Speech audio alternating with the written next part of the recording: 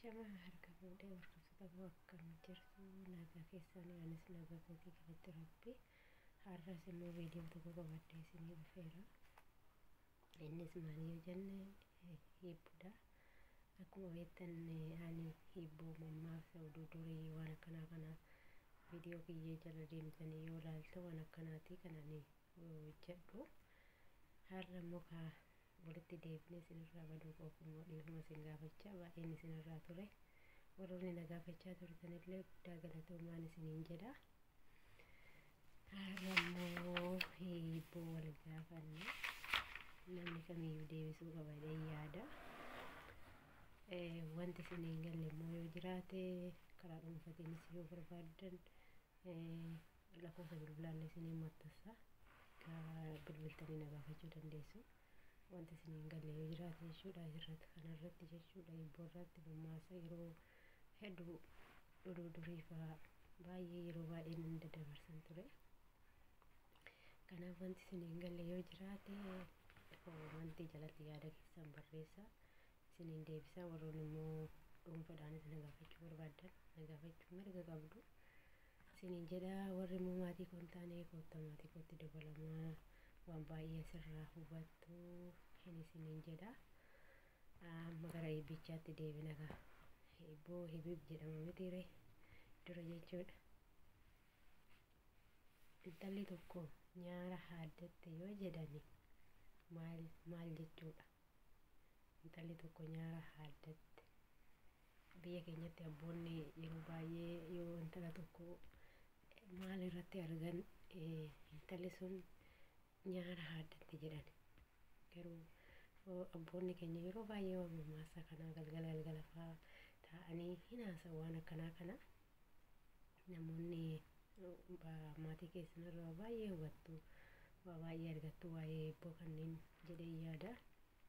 Nuti ilmaan Oromooti miti Oromoon yeroo baay'ee mammaaksa oduu durii galgala maatii wal ga'anii taa'anii haasa'u irratti jechuudha. Kanaaf maal jechuudha intalli tokko nyaara haaddatte yoo jedhan? Deebisaamee komantii jalatti yaada keessan barreessaa kennaa. Anis immoo isiniin deebisa.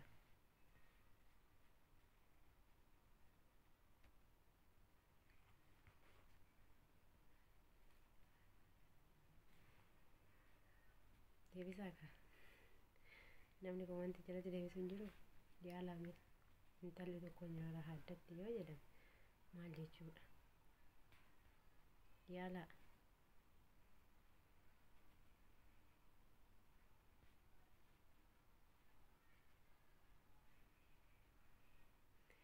Ani isiniin deebisa.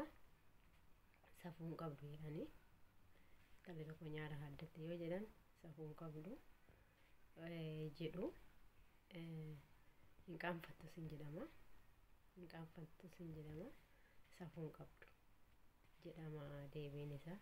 Garuu barbaadan immoo wanni isin filannoo illee isinii gochuu nan danda'a. Kanaaf deebiin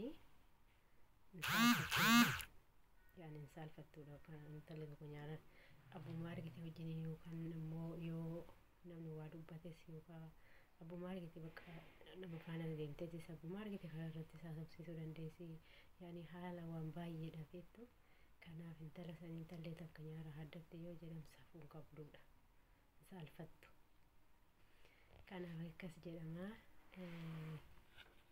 Kan biraatis isiniin gaafadhamoo hingaa kanumaan nu gaare. Deebisaa gaa mee komantii keessan jalatti maal barreessaa jirtu barreessaa. Warroonni komantii jalatti barreessan. Inni biraa akkana jedha. Haati caalaa ijoollee sadii qabdi jedha. Haati caalaa ijoollee sadii qabdi. Inni tokkoffaan wiixata. Inni lammaffaan immoo qixxata. Sadaffaan eenyuu jedha.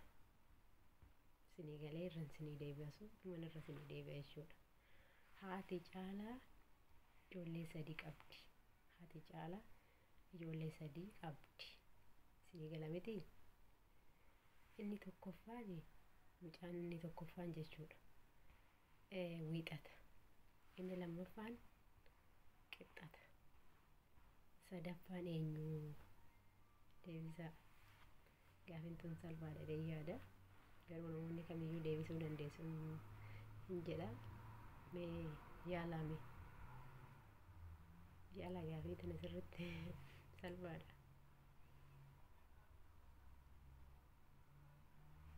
Deebiin eenyure? Deebiin isaa Caaladha. Haadha Caalati jedhamti miti reesanu. Ishiin waa haadha Caalaa jedhamti. Inni tokkoffaani Wiixataa, inni lammaffaan Qibxataa, sadaffaan immoo eenyure? Tokkoffaan Caalaa ta'a miti haadha Caalati. Ishiin maqaan isheeyyuu haadha Caalaa jedhamti. Kanaaf deebiin Caaladha jechuudha.